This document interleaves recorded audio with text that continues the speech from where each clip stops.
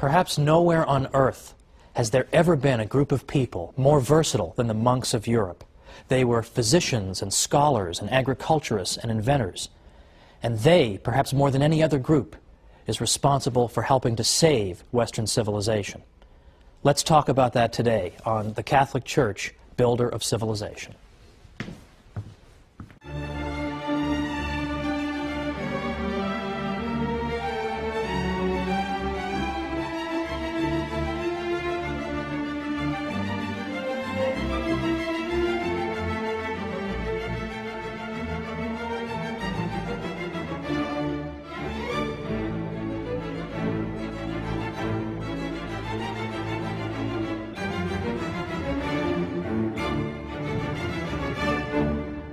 Welcome once again to the Catholic Church, Builder of Civilization. I'm Thomas Woods.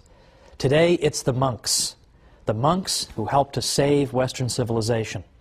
Now there's a small publishing industry out there of books called How So-and-so Saved Civilization. This group saved it, and that group saved it.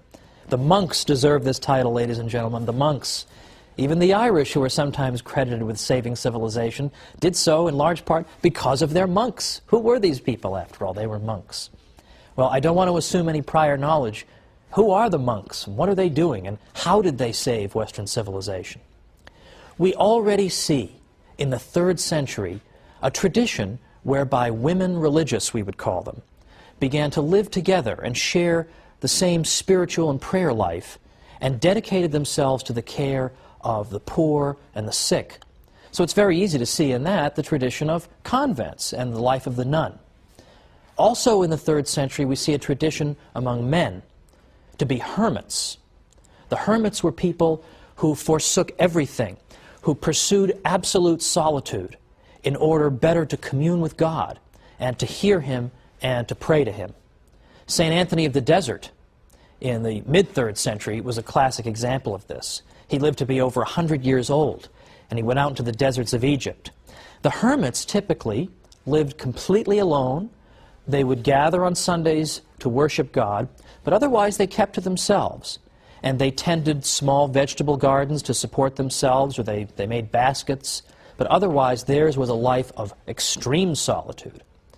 Now, in a certain sense, this is all well and good, and the Church has never altogether repudiated the tradition of hermit life.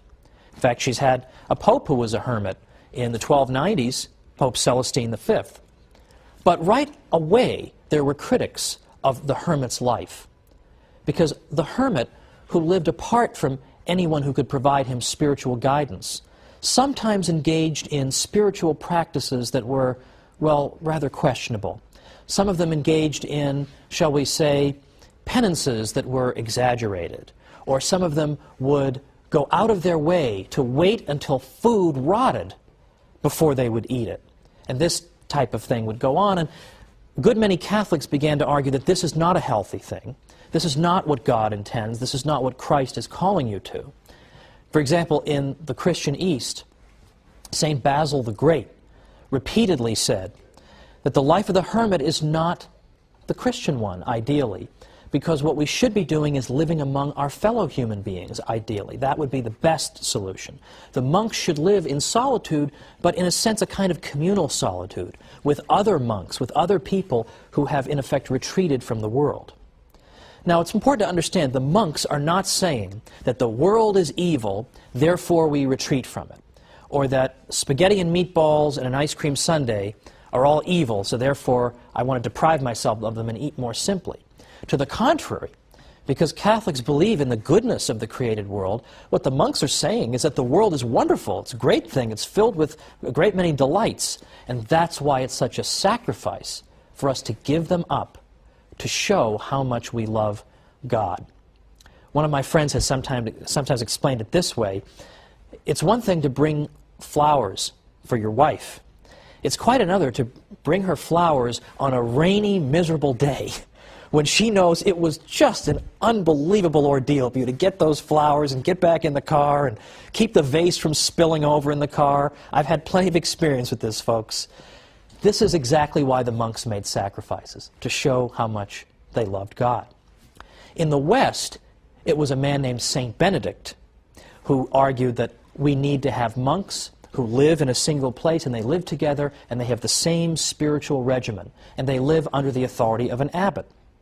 St. Benedict composed something called the Rule of St. Benedict, which was in effect an outline for how a monastery should be run. He wrote this around 529, and with the passage of time, this became the model for organizing monasteries.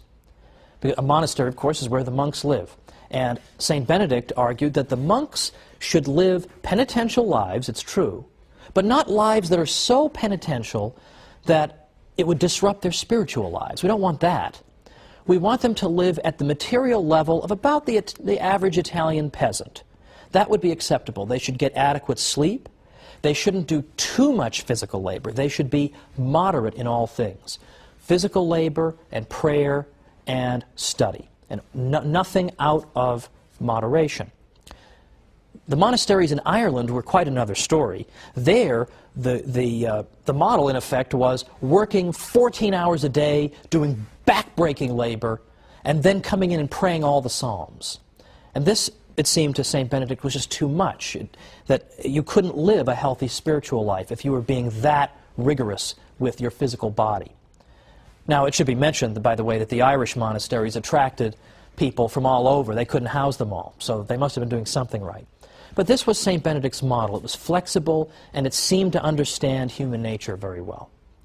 And it turns out that St. Benedict and his monks played an essential role in saving Western civilization at a critical moment and building up important parts of it. And yet, I will never forget, in my days as a professor in New York, after telling my class all about the monks and all the things they had done, I actually had a student say to me, "That's very interesting. Are there any monks today?" Well, that's just depressing, right? That she didn't even know there were still monks today. And so of course I told her, not only are there monks, I've got 1,000,000 friends who are monks. I realize that's perhaps somewhat unusual, but I have a great many friends who are monks. And let me tell you something, living in Manhattan as I did while I was getting my doctorate, you find that just about anything can go on in Manhattan, nobody cares. Nobody's looking at you, you can have a weird haircut, nobody cares. You could be on fire, nobody cares.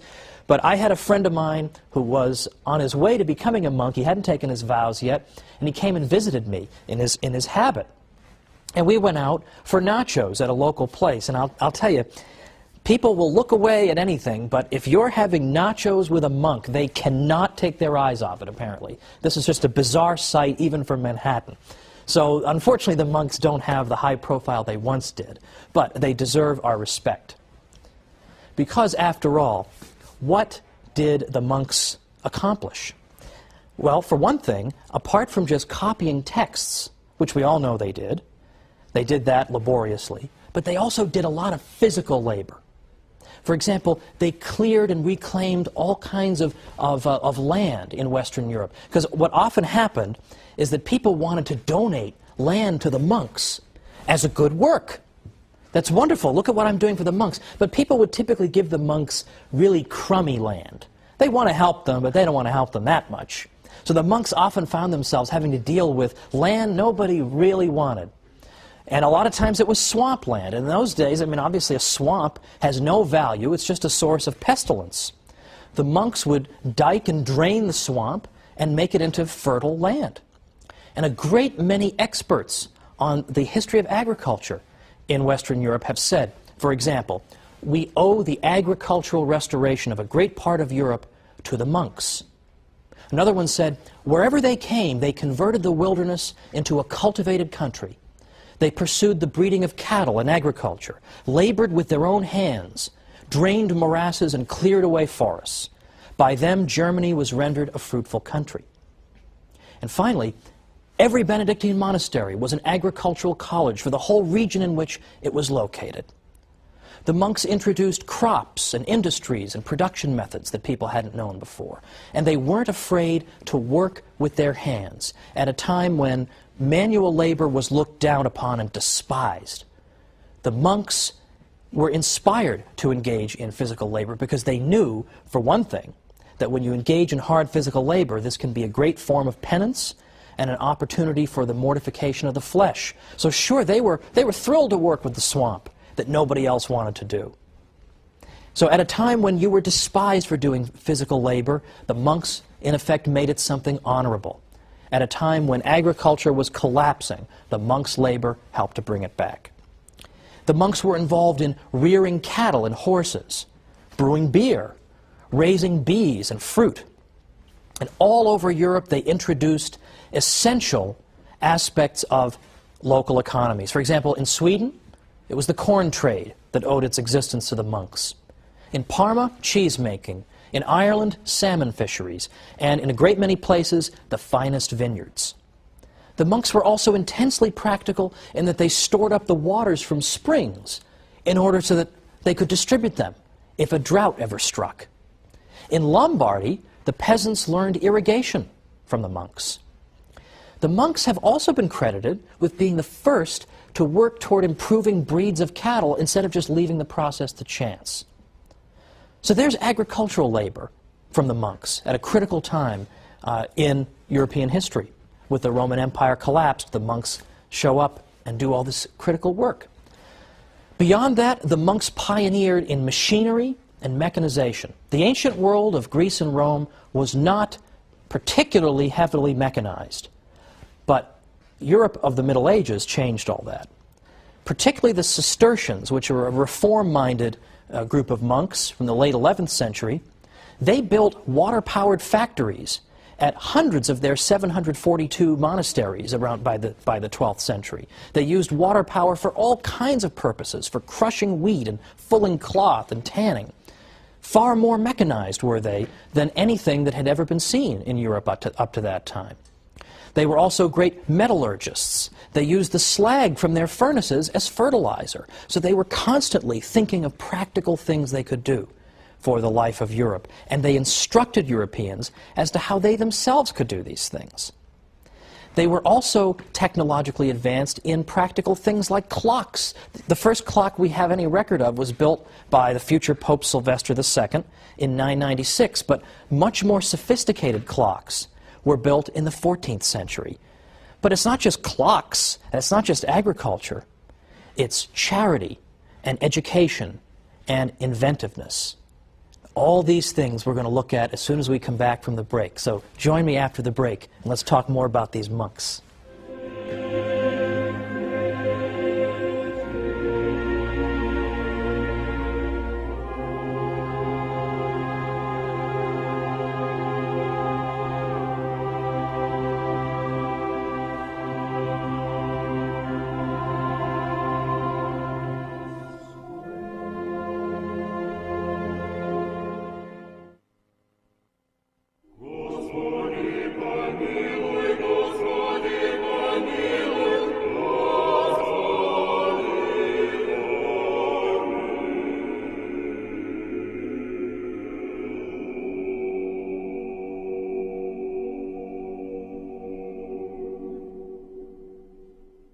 Welcome back to the Catholic Church, builder of civilization.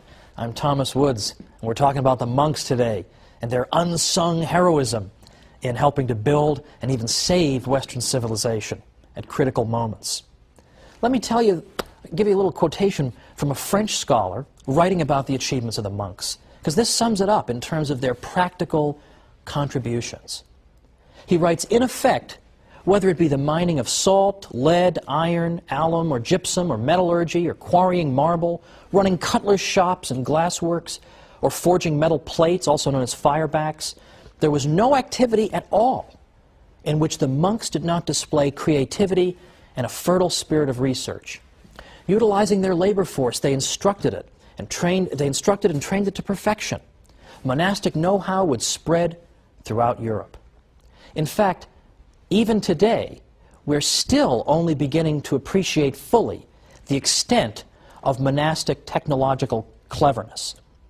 In the late 1990s, an archaeometallurgist at the University of Bradford named Jerry MacDonald found evidence in North Yorkshire, England, of a degree of technological sophistication that pointed ahead to the great machines of the 18th century Industrial Revolution. He found that the monks had built a furnace to extract iron from ore.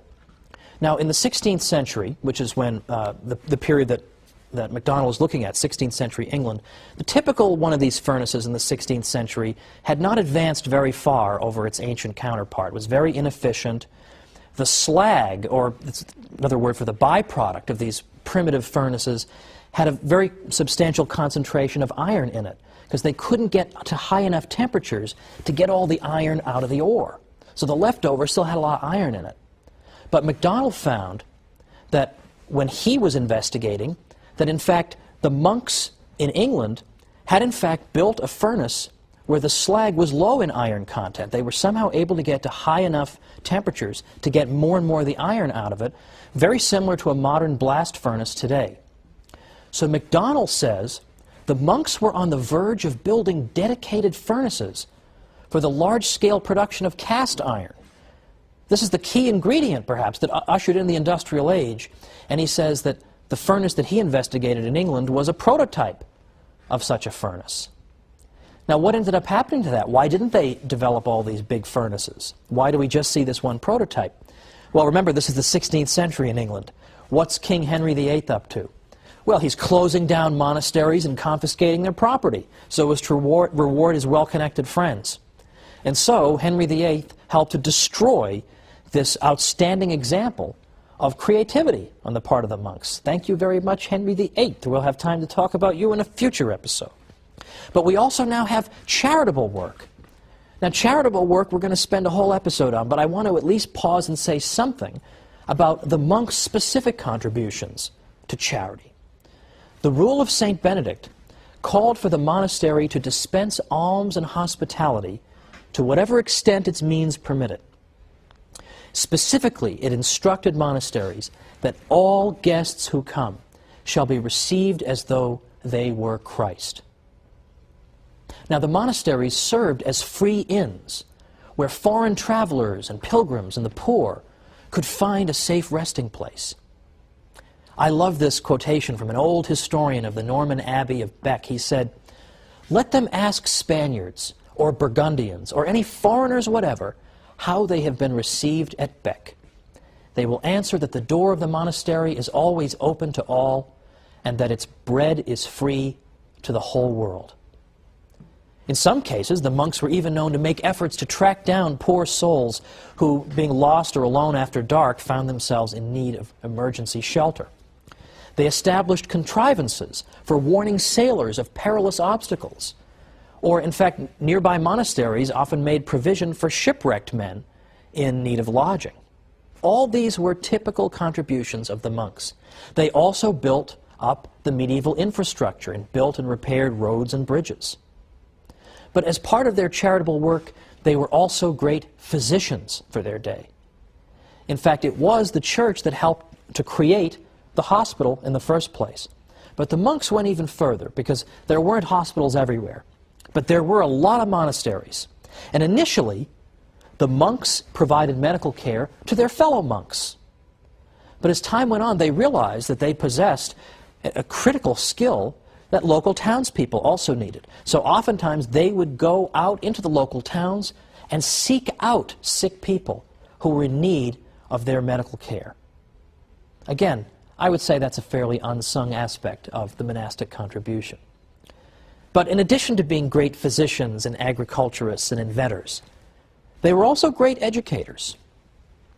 St. John Chrysostom tells us that it was already in his day, around the 4th century, it was already customary for people in Antioch to send their sons to be educated by the monks. St. Boniface established a school in every monastery he founded in Germany.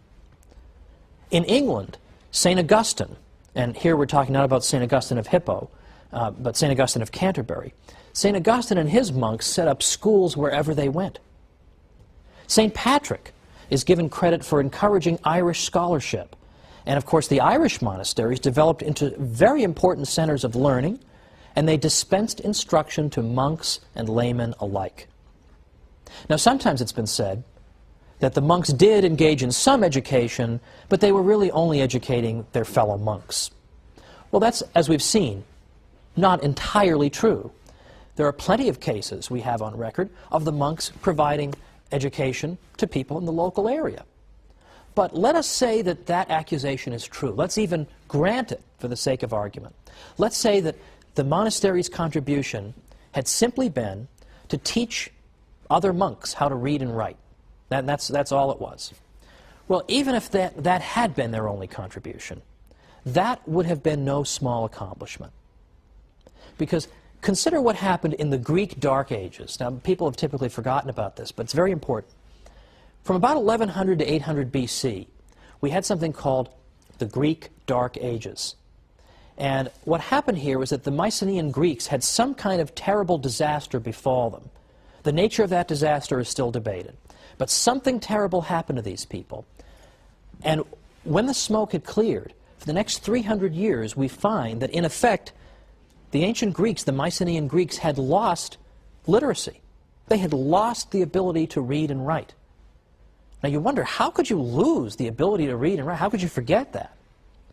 Well, partly it happened because people were scattered following whatever disaster it was that befell them.